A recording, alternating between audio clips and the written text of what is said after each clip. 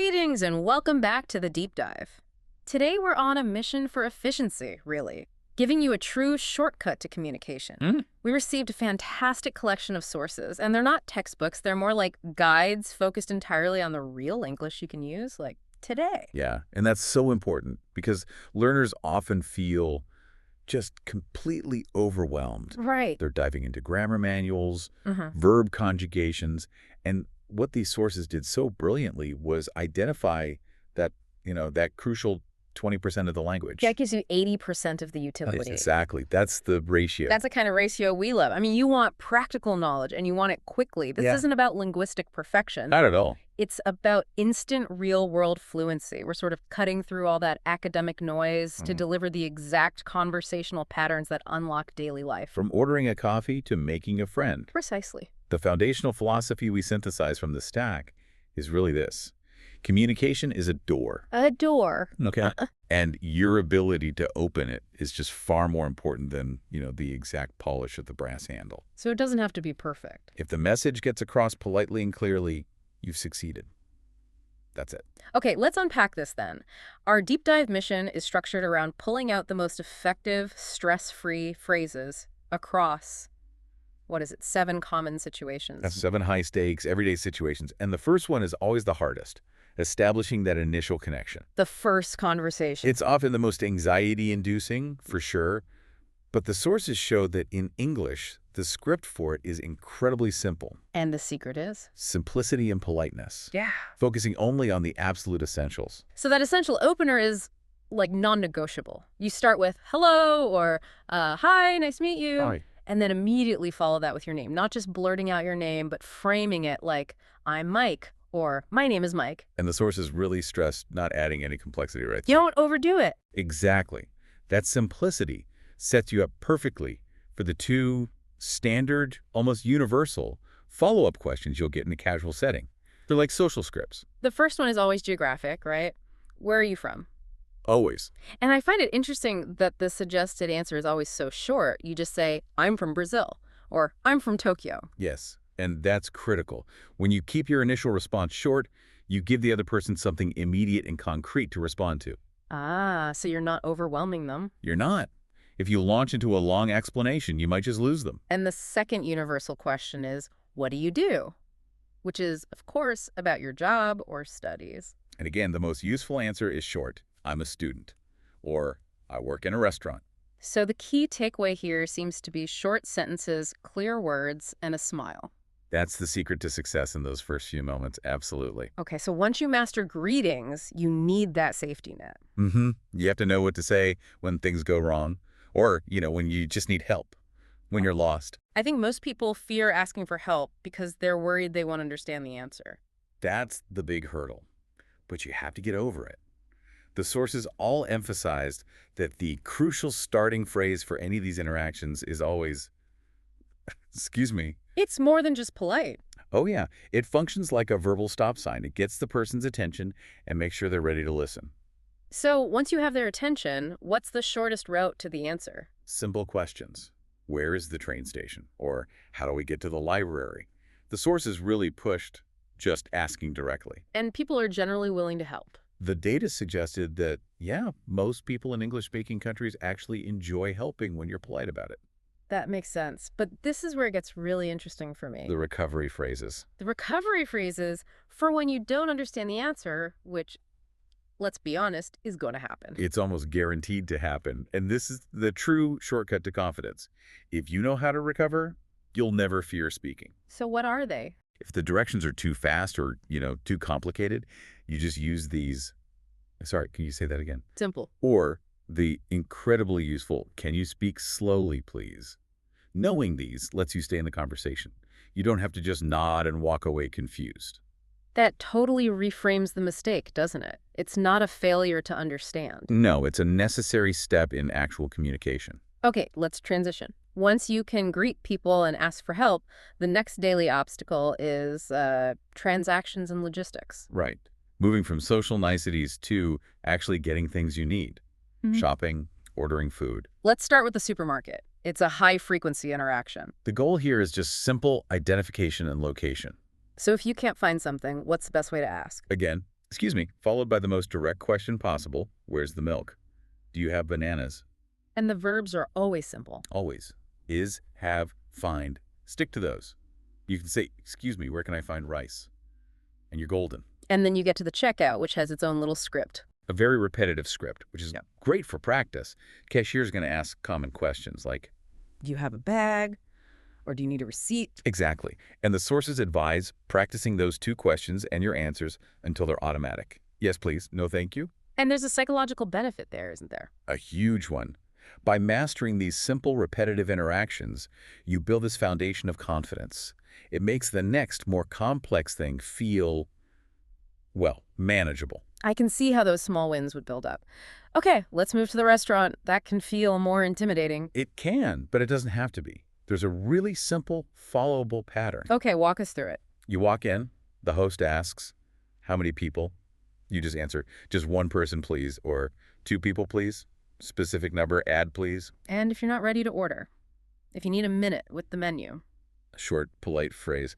Can I have a few more minutes? Okay, and then we get to what the source is called. The magic phrase. Yes.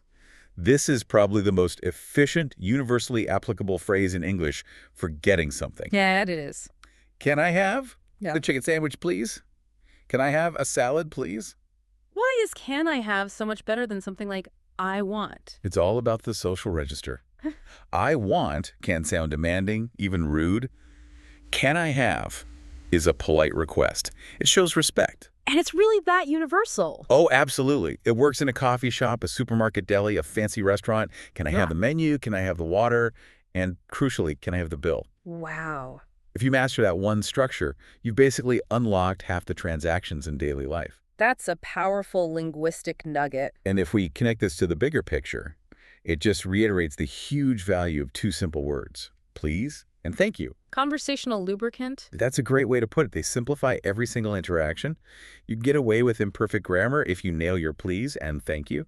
All right, so we've covered transactions. Let's move toward genuine social connection now. Yes, the art of small talk and actually building relationships. Making plans, talking about your day or your weekend. This is where you move from purely transactional English to social English.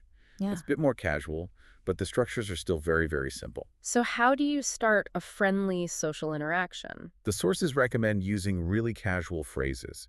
The most common one is, do you want to hang out? And we should clarify, hang out just means spend time together informally. Exactly. It's friendly and low pressure. Or you can ask the more direct, time-sensitive question, are you free this weekend? Right. Checking availability first. And if they say yes, you can suggest ideas using that friendly phrasing, let's go to the park. Or, my favorite, how about a movie? How about feels really collaborative? It does. It's like you're proposing an idea, not demanding they accept an invitation. And what if you need to say no? Just as important. The sources stress being clear and brief. Don't invent a huge story. So just say. Sorry, I can't. I'm busy. Or maybe next time. People appreciate honesty. It's perfectly normal. Okay, let's pivot to talking about your day. This seems so basic, but it's essential practice. It's a high-frequency social ritual. You hear it every single day. It's like a conversational check-in. And the formula is simple. Incredibly simple. Someone asks, how was your day? And your answer is just a simple adjective, maybe with a small detail. Like what? It was good. Or it was busy. Or it was relaxing. And the sources really encourage you to add that tiny detail to keep the conversation moving. So it was good. I went to the gym. Exactly. Or it was busy. I had 3 meetings. The detail can be short, but it gives the other person something to ask about. This brings up an important point about vocabulary. The sources mentioned gold adjectives. Yes. They highlighted a few essential words for describing real experiences. Which ones were they? If you can master just 4, you're pretty much set for daily check-ins. Relaxing, busy, nice, and tiring. That's it. Just 4. With those 4, you can describe almost any day accurately. It's that kind of knowledge shortcut we're looking for. And finally, the weekend exchange. What did you do last weekend? The answer is just a simple past tense activity. I visited my brother. I went to a farmer's market. And I think this is a crucial point the sources made, which is very liberating for learners. That it's okay if you didn't do much. Yes. You can just be honest and say, I didn't do much, I just rested. That is a perfectly normal, honest, and totally acceptable response in English. We've covered the practical language, but the sources were clear that success is only, what, 50% language? And 50% mindset. We have to talk about the philosophy of a successful learner. Courage and progress over perfection. What's the core lesson there? That your English doesn't have to be perfect. It just has to be effective. The sources had this wonderful personal insight. Which was? The fear of making mistakes is common, but the reality is native speakers make mistakes all the time. That's so true. Your mistakes are just a sign that you're trying, and that's what people actually notice. So it's a total shift in perspective. A mistake isn't failure. It's a necessary step. I mean, speaking in another language takes tremendous courage.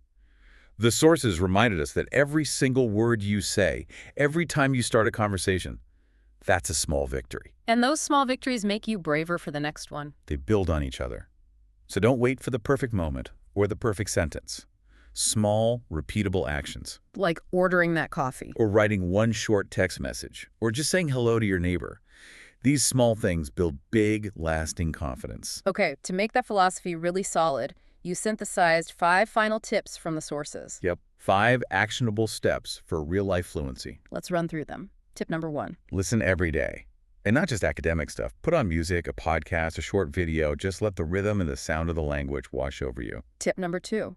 Speak out loud, even when you're alone. Practice saying those phrases we talked about. The physical act of forming the sounds is so important.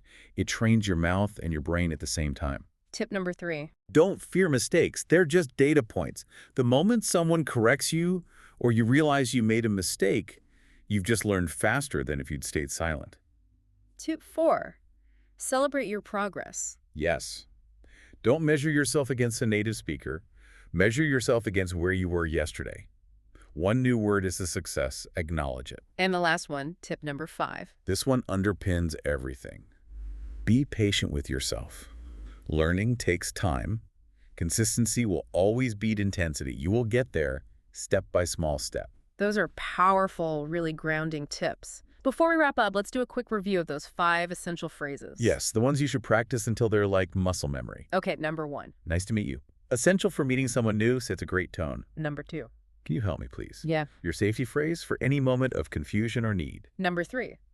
Can I have the universal magic phrase for ordering or asking for anything? Number 4. How was your day?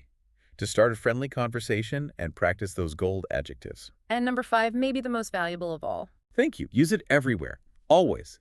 It signals respect and ends any interaction on a positive note. We want to acknowledge your effort, for undertaking this deep dive with us, the time you spent learning and growing today. That's the most important part of the journey. Absolutely. Perfection is the enemy of progress. It really is. And every minute you spend engaging with English brings you closer to new friends, new opportunities, new adventures. Just keep the conversation flowing. To leave you with a final thought, building on that idea of real-life practice, the sources encouraged everyone to practice introducing themselves out loud. Yeah, even to an empty room. Just to get comfortable with the sound of their own English voice. So this week, we encourage you not just to speak one of the simple sentences we covered. And what's the extra step? Try to speak one sentence that describes your feelings about the experience. So if you order coffee and it feels scary, you can say to yourself later, I feel brave. I love that. English isn't just words and rules, it's a doorway to your world, and the joy is in opening it. Keep learning with joy.